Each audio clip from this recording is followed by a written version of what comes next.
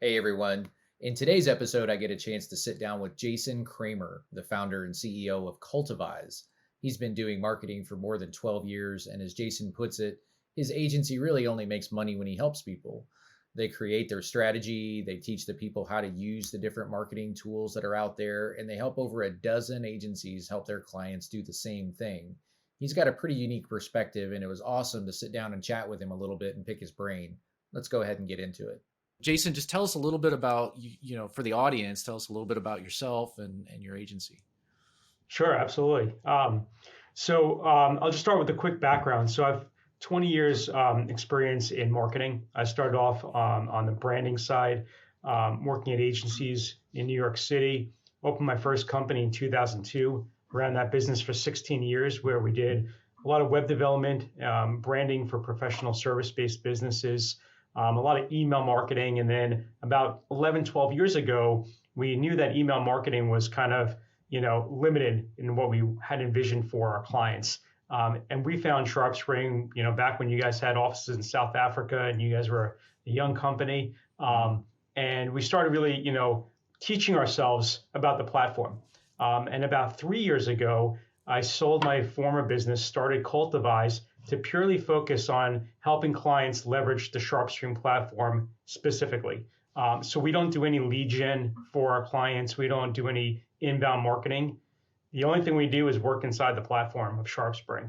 And we do that both for our direct clients and for dozens of agencies, not only across the US, but even internationally as well. So that's fascinating because I think at the end of the day, like you probably more than most, are one of those agencies that has sort of seen the whole transition of SharpSpring from early stage to the company that it is today, where we've got at this point now 1,200 employees and Right. constant contact and everything else. So I think it's an interesting perspective, right? Like what you're bringing into this conversation, and I'm sort of fascinated to sort of dive into some of those. And let's start with this.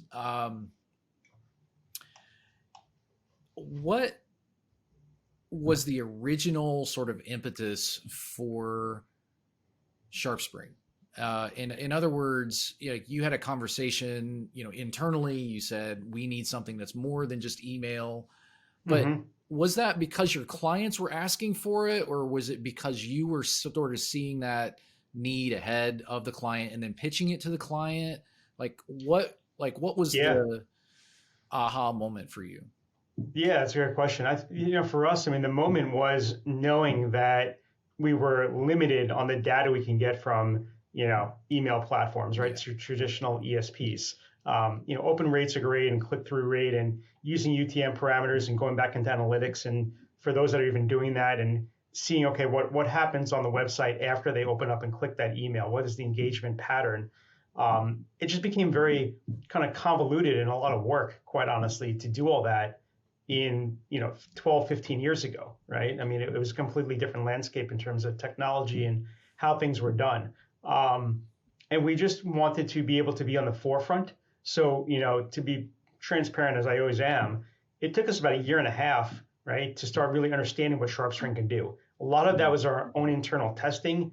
We only had a couple of clients using the platform at that time, because we really wanted to understand it for ourselves. Right. And I think the advantage today is, as you mentioned, Eric, the company has grown so much. There's a plethora of content and training and all these resources. Mm-hmm. I wasn't fortunate to have that. Right. So my team really learned by learning from mistakes. Right. And then understanding and peeling back the layers of the platform and, what it can do, what it can't do. Yeah. And so, you know, the biggest driver for us where everything clicked was when we realized that, oh, wow, we can actually use this tool to actually take all the leads that we're helping generate for our clients at the time, or they're generating on their own, and bring them through the entire sales process.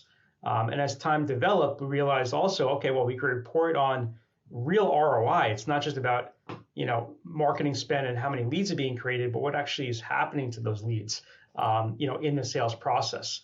And that was really the realization when I said, you know what, after almost 20 years of doing brand development, web development, and all of that, and getting a little burnt out, quite honestly, I was looking for the next business model, and it just clicked that this is a need for every business. Marketing doesn't have to be an expense on the P&L. It can be a profit center if you have a platform that can actually track the end-to-end ROI. So you're sort of speaking my language.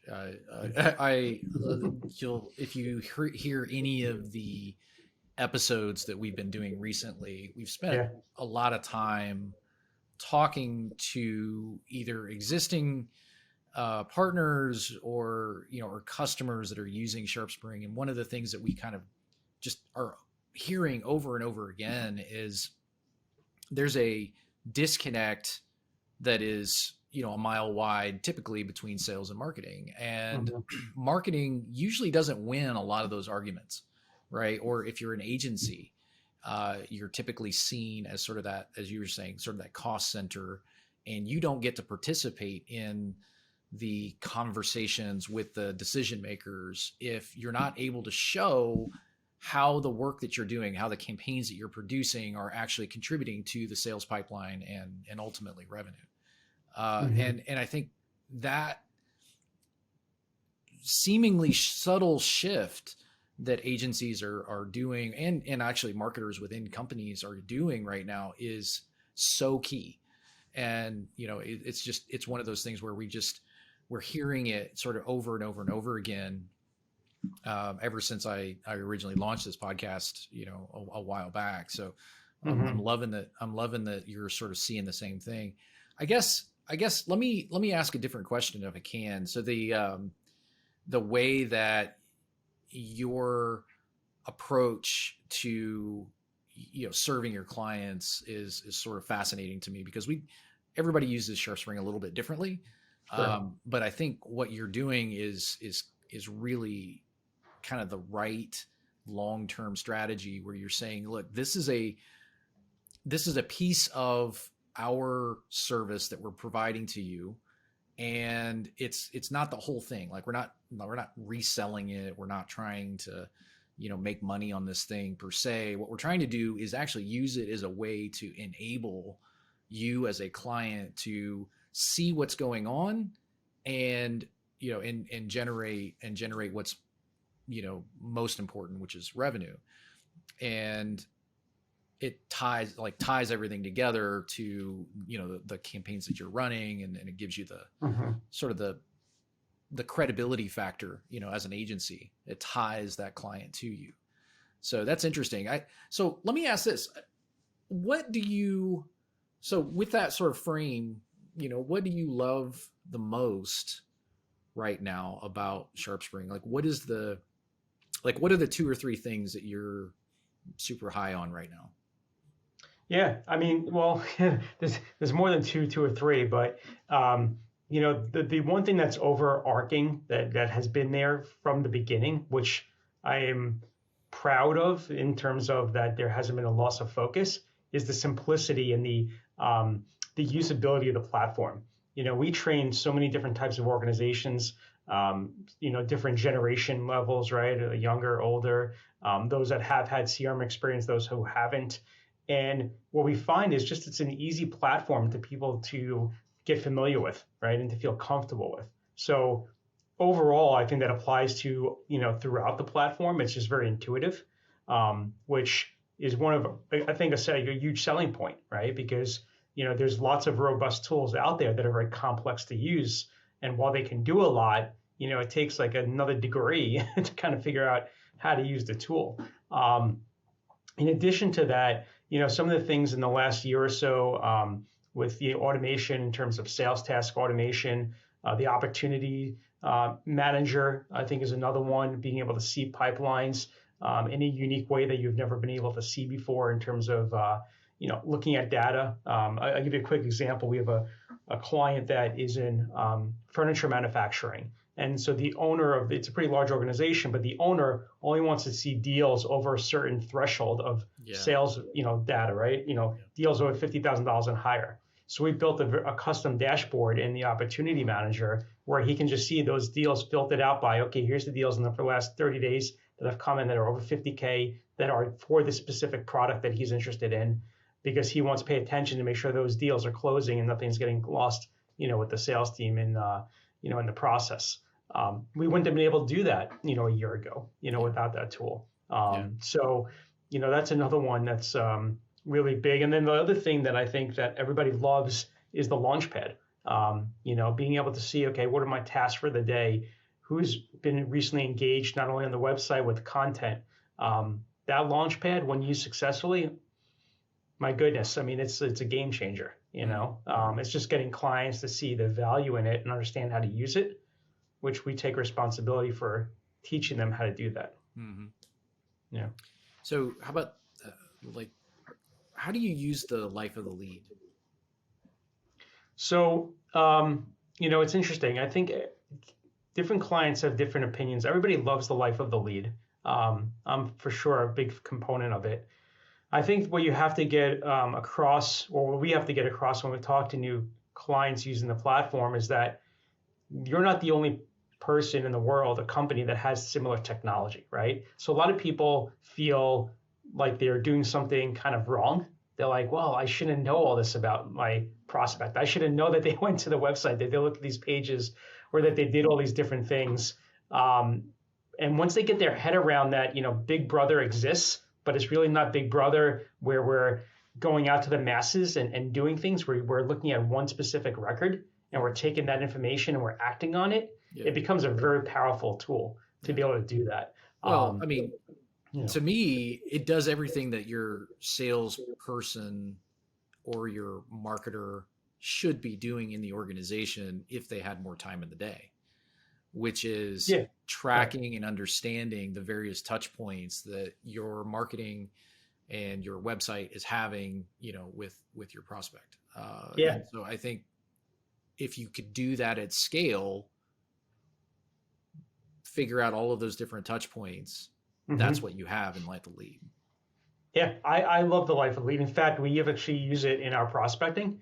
So if we are reaching out to somebody and we can't get in touch with them, or we see that they're engaged, maybe they're just like a passive, person on one of our marketing lists, we'll send a screenshot, right, which is a manual process, but we'll send a screenshot of their Life of Lead showing all their activity. And we'll say, imagine you had this information about your own prospects. What would that do for you? And that's always like a game changer when we do that, because they're like, wow, like, we haven't even spoken. Like, I haven't even filled out a form on your website. Like, how do you even know all this?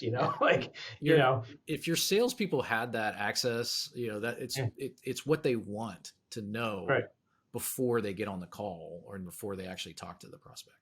Absolutely. I mean, listen, any good salesperson is going to do research. I mean, we talk to people, we want to know what they're doing right now, right? So like a tool we like is Built With, which is one of many similar to it. I'm sure you're familiar with it. Yep.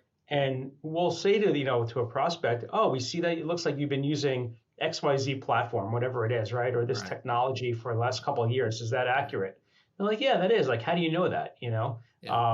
And often sometimes they don't know, right? We might bring that up to them. And they're like, oh, no, we don't use that. I'm like, well, the tracking script is installed on the website. So you're either, it wasn't taken off of the site, or you're paying for something you're not using, and you should look into that, Yeah. Right.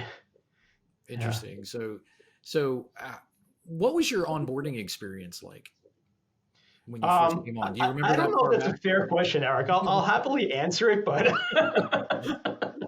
it's not like the onboarding process today. I'm sure of that, even though I've never been through it. There pretty much was no onboarding process for us. I mean, it was, we were sent a spreadsheet, like an Excel spreadsheet to fill out. I don't even think we had a conversation with anybody over the phone. They sort of just like set up our account, and then we sort of just had the keys to kind of go and like look under the hood and figure things out ourselves. It is. It is so different today, because I think at the end of if you sort of look at it,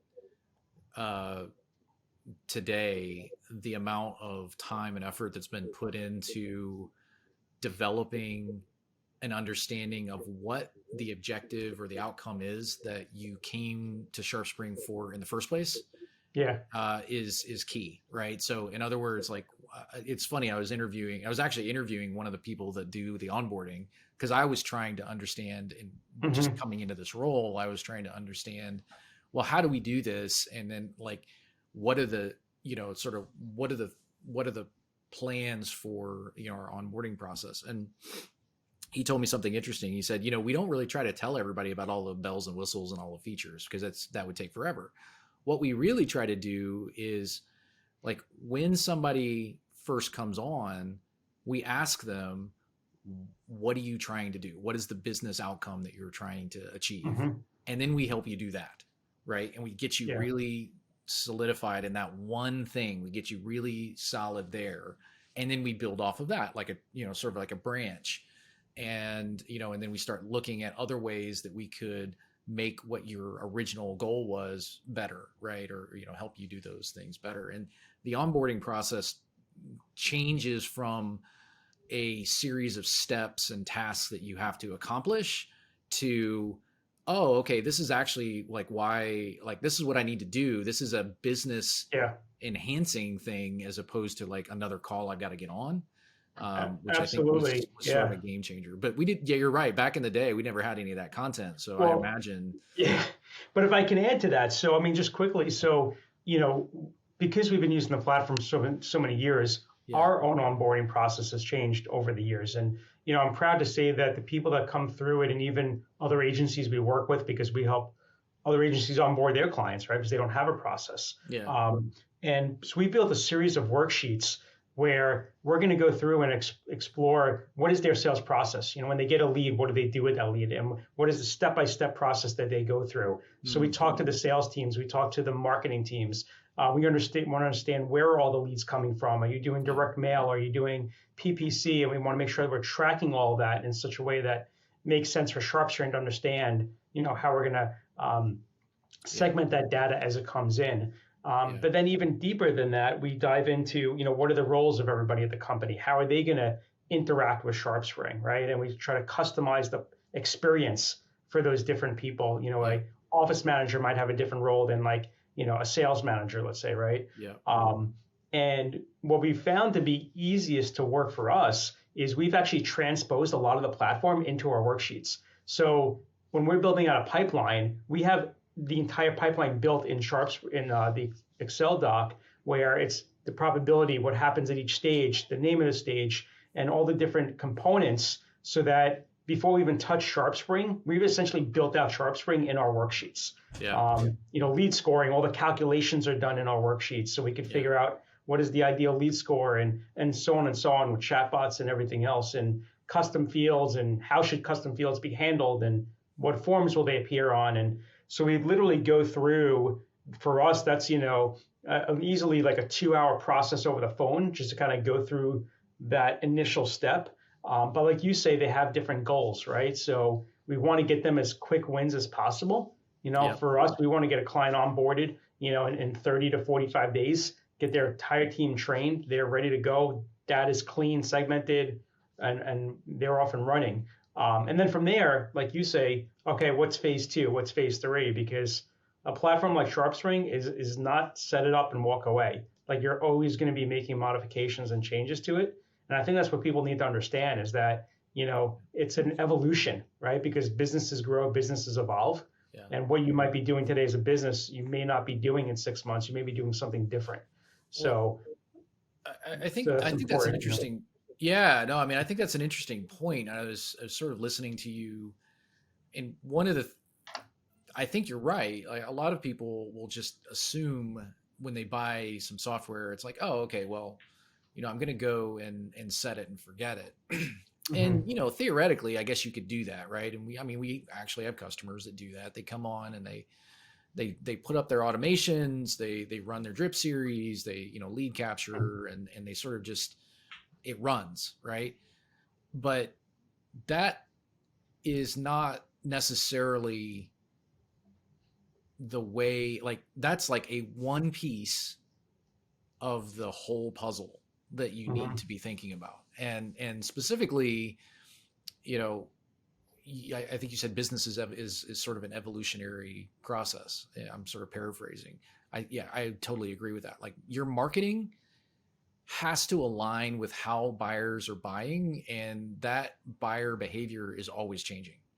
like the way that buyers are coming through your funnel and the way that they interact with your website and what they're doing. And that's sort of evidenced by the life of the lead. Like that dynamic changes over time. And if you're not keeping up with, especially if your marketing mix is shifting or changing in some way, if you're not changing and sort of adapting, then I think, you end up losing opportunity. And one of the key things I think also is like, you need something that actually allows you to be able to have that flexibility, so that you're able to come in and make those changes, and you're not sort of like pigeonholed into like a certain way of doing things because that's the way the software was built.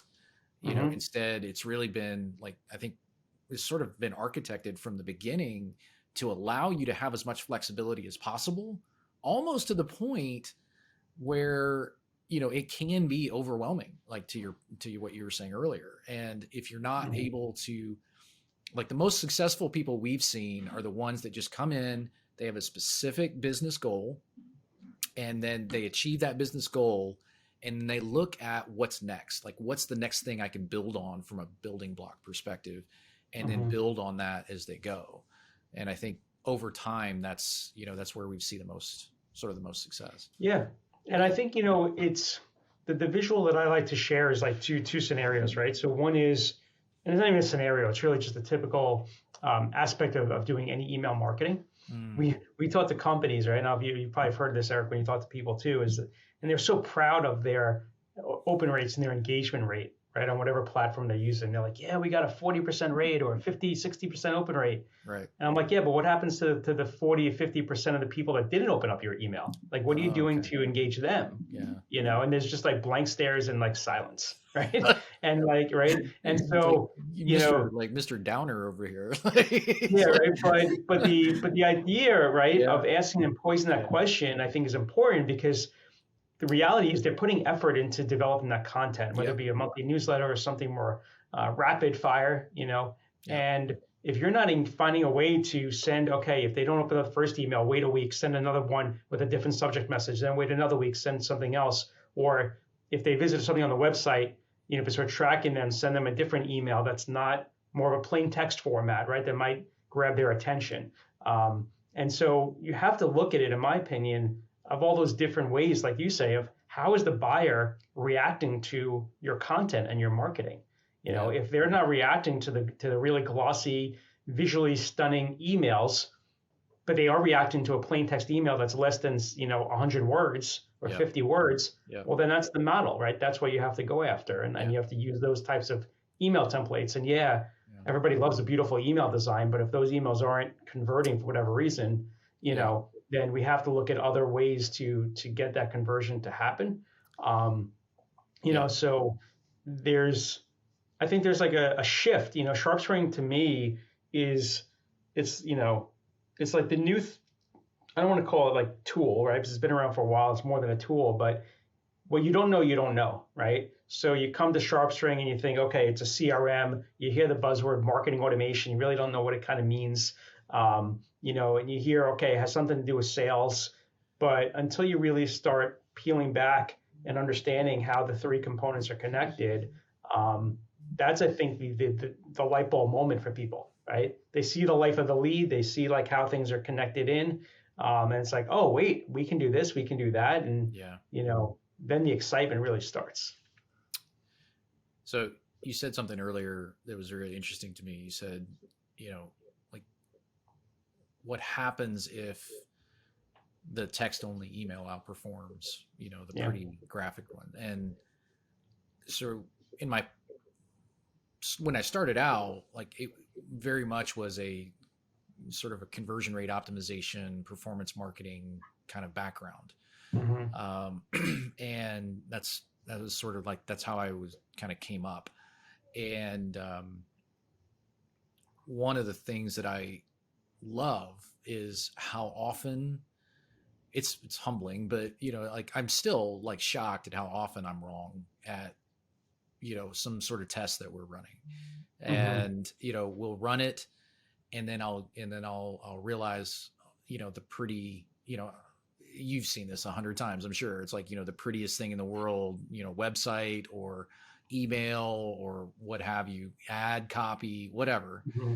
it just gets blown away by something else that you never would have thought in a million years would have, Yeah. would have outperformed. And I love that data is what is the great equalizer in conversations, Mm-hmm. because typically, and whether it's clients or it's, as a, somebody who's running marketing, a lot of times, the CEO is the person that ends up making the call on whatever the Right. whatever the question is. Yeah. And I think at the end of the day, when you can show data in a way that is compelling and tells the story and says this is going to be 20% better or 30% better than this other thing, it's really hard to argue with, that story, right? Even if you're the CEO. I'm not saying that you still don't sometimes get overruled, but it really Yeah. gives you power that you didn't have before in a conversation when you're saying, like, I have the data, this is what the data says, and here's, more importantly, the story around what the data says that is a compelling story that you can then take to somebody that's in, to sort of argue your point. And Yeah. you almost can't do that in sort of in silos, if that makes any sense, right? So you've got like individual like silos. You can't, it's very difficult to sort of optimize in a vacuum. So, when you're thinking about like this holistic, here's my marketing funnel, here's how everything is working, here's how people are flowing through, you need to be able to see things in a holistic way to be able to make, like informed, data-driven decisions. And I think that's easier to do when you have something that's actually built on like that on purpose, where it's a unified database and it's everything's 100%. meant and architected to work together, right? Years ago, Eric, we had another quick story client that was in the veterinary space. So they sold products into veterinary hospitals, Mm. vet clinics, and they were convinced that trade shows were like they're the mecca, right? We love trade shows. We get so many leads from trade shows, right? And they would spend a lot of money, like a significant amount of money, going to trade shows around the world, Yeah. different countries, and then they were using at the time, they were using FileMaker Pro for their CRM, um, which you could see, right, doesn't gonna have a whole lot of data there in Yeah. terms of reporting. And so we got them on SharpSpring. We started tracking all of the trade shows, right? How many people are they getting? Start putting them into opportunities, and very quickly, within less than, it was like 3 to 4 months, we were able to prove to them through data that Yeah. guess what? The people that you're getting as leads, they're just getting your swag. They don't really Yes. care about your product. They're not the right fit, and you're Yeah. spending an awful lot of money Yeah. to really not get anything out of it. And we were able to, back then refocus that money for them to geo-targeted Facebook ads, so they could still have a presence at the trade show. It's just Yeah. they weren't there, physically, Yeah. which was significantly better in terms of ROI. And Yeah. so you're absolutely right. I mean, another quick one is we had last year a museum we were working with who was sending out through another platform, I won't use names, about 25,000 emails a week to everybody, right? So the members were getting the same emails, the non-members, the donors were getting the same email because they didn't have anything segmented. Yeah. And through another piece of software we use, we were able to show that a large percentage of their emails, it was something over like 15 to 20%, was going into the promotional folder of Gmail and not even being seen by their constituents. Yeah. And it was that report that we were able to get them to move over to SharpSpring, Mm. to say, listen, we're going to be able to help with email deliverability because it's important to SharpSpring, it's important to us at Cultivize as a company. And that report alone, that data, they were baffled on how terrible, even though their email looked nice, images were like way too big in file size. The ratio to images to text was way off balance, and a slew of other problems that this software detected that they had no idea about, right? Yeah. So it's very powerful to have the right data, and you're exactly right. People that are steadfast in their or steadfast rather in their ways will quickly change perspective Yeah. once they have that data in front of them. Yeah. I think again, it sort of becomes that leveling of the playing field that you need, especially if you're a junior marketer, or you're a newer agency, like it gives you that power, to be able to Hmm. have a conversation like that, which is really helps you get the things done that you need done. So that's cool. Yeah. I And so we've been seeing, just one thing to add to that. So, I mean, as far as agencies, we've been seeing in the last year, being able to help agencies retain their clients 6 to 12 months longer, right? So agencies that don't provide, lead nurturing, and they're not involved, maybe in sharp spraying, but they want to see the value of it and getting them to understand it. yeah, They become a huge value asset to their clients because now it's more than just lead gen. Now you're helping the client actually bring people through the funnel, you know, yeah, and I think it's a huge competitive advantage for agencies. yeah. I so I had a quick question, because I know we're sort of coming up on time here, but Sure. Yeah. here's my here's my question. So we've been talking about sort of the theoretical, and maybe some anecdotal, like wins and things like that. Like, do you Hmm. have like an example, a client example? You don't have to mention names or anything, but an actual Sure. client example of how you've implemented Sharp Spring, where you've seen success. Like, like if we think about like a case study format, like what would you pick? Like, what would be an example? Ooh, there's so many. um, I mean, I would say, so I'll give you one. I think that it's a recent one. So we have a client that is a manufacturer and distributor of different electronics equipments that you would see like on oil rigs and other like Mm, complex machinery around the world. yep. They have sales teams in I think 6 different countries, 5 or 6 different countries. Um, Different websites in each of those countries, all funneling into SharpSpring. And so what their challenge was is that they spent a lot of money on marketing, and they weren't able to understand which region, around the world was bringing in good quality leads and what was the ROI on that. So they didn't understand how to set that up in SharpSpring so that we could actually track each individual Google ad campaign. So that when things came into SharpSpring, it just wasn't labeled as Google ad. We took that off and we now are labeling it with the actual specific campaign that it's coming from, Mm, which is going to be a huge game changer for them. And we just put that into effect in actually last month. And they're already starting to see in the campaign insights reports, being able to see, okay, here's all our campaigns from Mexico, from Russia, from China, and what is that doing? What is the sales team doing with those leads, and how is that moving through the process? Um, mm, so that's just one quick example where it was a very specific problem that the client didn't think there was a solution to, but thankfully there is. And I can think of certainly others if we had more time, but you know, like you said before, Eric, I think you said it best. SharpString is customizable to a point where it can solve so many different problems for so many different clients.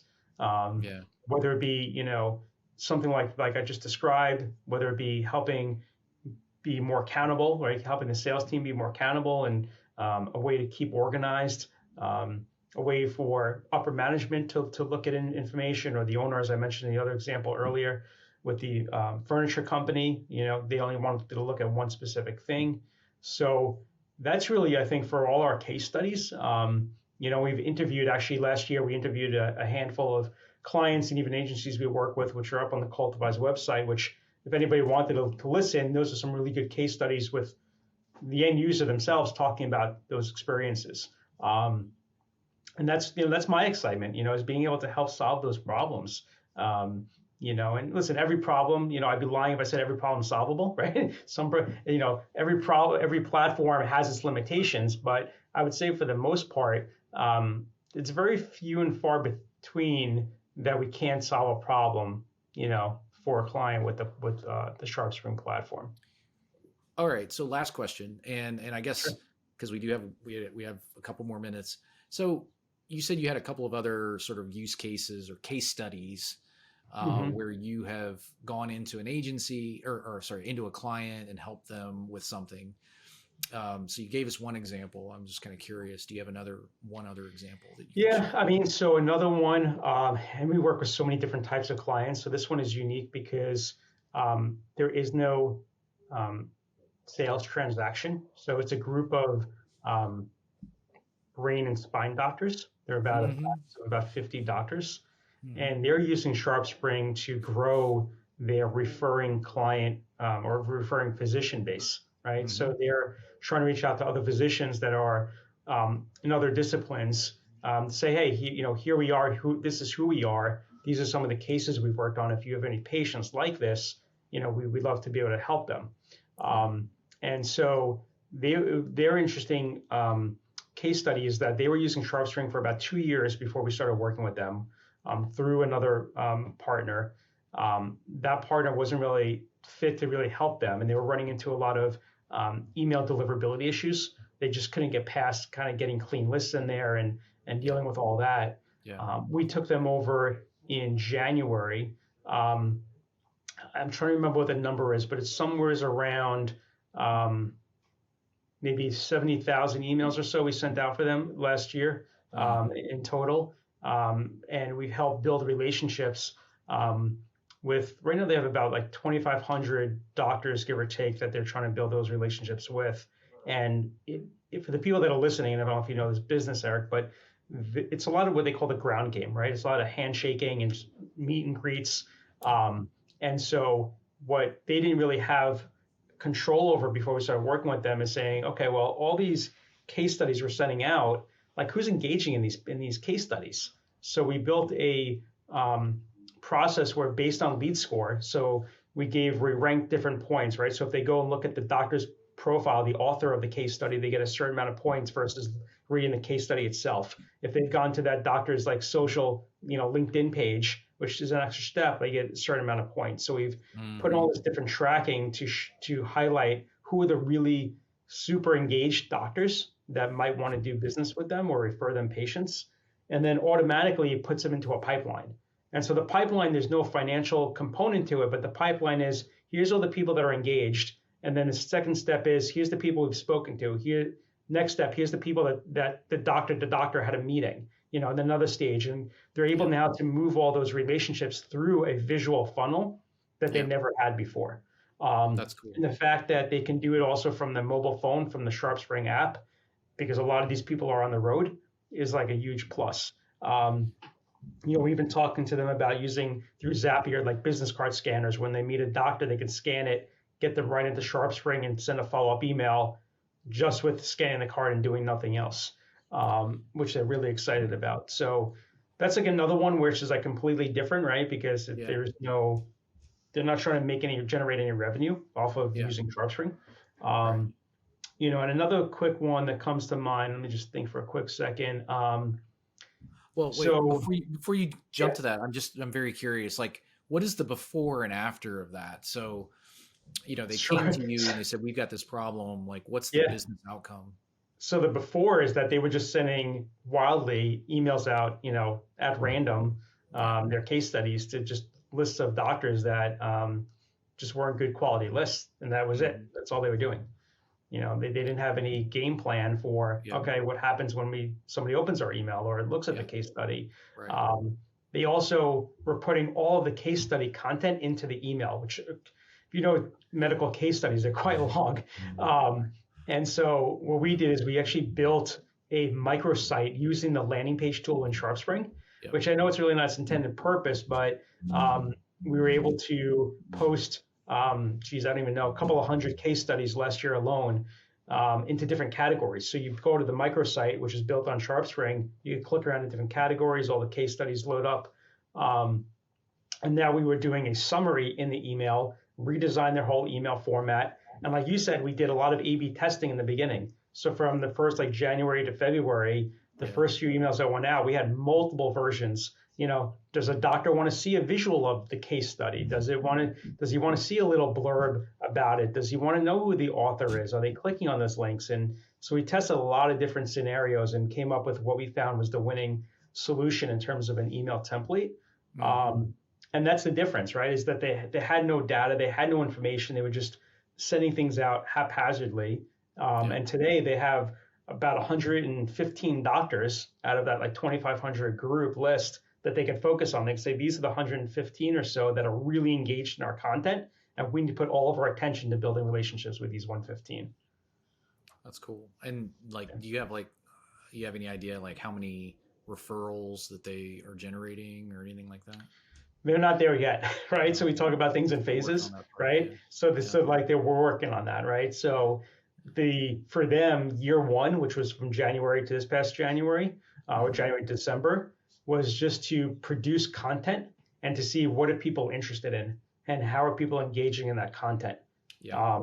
We're in the process of downloading all that data from SharpSpring to develop more in-depth reporting, which is one of the limitations that we just couldn't generate the type of reporting they're looking for in SharpSpring. So we're Mhm. building, macro charts and other things outside of SharpSpring to give them that data, so they can say, okay, this is going to be our strategy for 2022. That's interesting. But yeah, I don't have any data yet because they don't. I don't even think they have the data. Right. Right. Like Yeah. they're not tracking at that level yet. Cool. And you said you said you had one other one. So, sure. I'm just trying to think of something kind of like really just different in terms of all of this.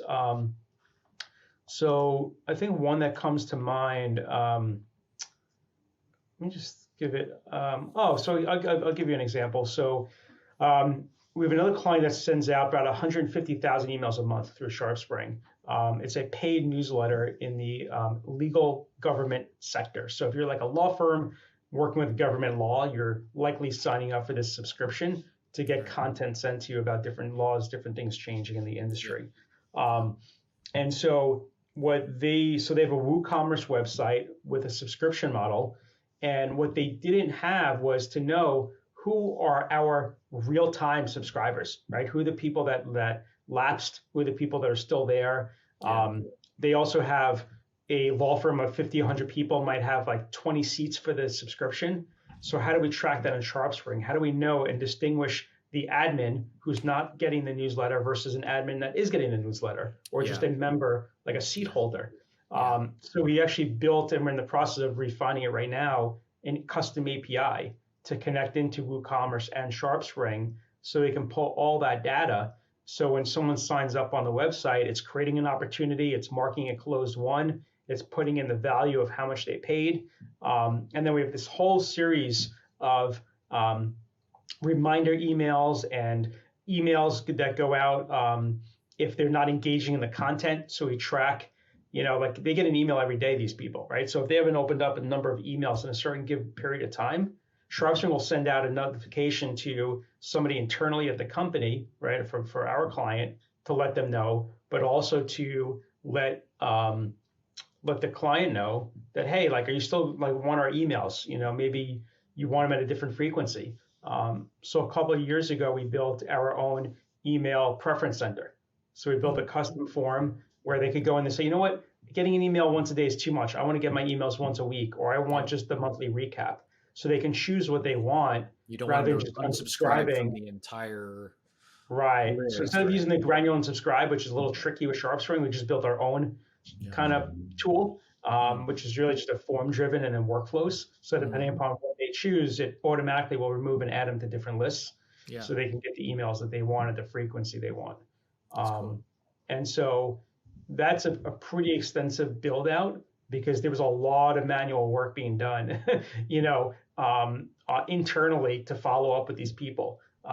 Another big thing we helped solve for them too was people were accidentally unsubscribing, right? So they would hit the unsubscribe link and boom, they were gone. They couldn't get anything. So even though they were paying the annual fee, no more emails were being sent to them.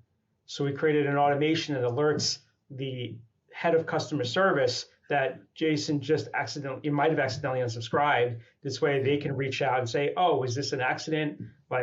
And help correct the problem. Yeah. Yeah. That's cool. So I don't know. I think we could probably have like another hour's worth of conversation, but Probably, at least. These are the kinds of conversations I like to have because they're with people that are in the platform every day, using it, figuring out like how to use it in different ways, how to solve problems, and just trying to just do better marketing. And one of the things that I just always enjoy is like there isn't really a time where I don't learn something new. And so this was no exception for sure. So Jason, like, we're gonna have to do another one of these. We're gonna have to, we'll have to do another episode when we Sounds talk good, about Eric. some new things. But appreciate the time, and certainly if there's anything I can do to return the favor, please let me know.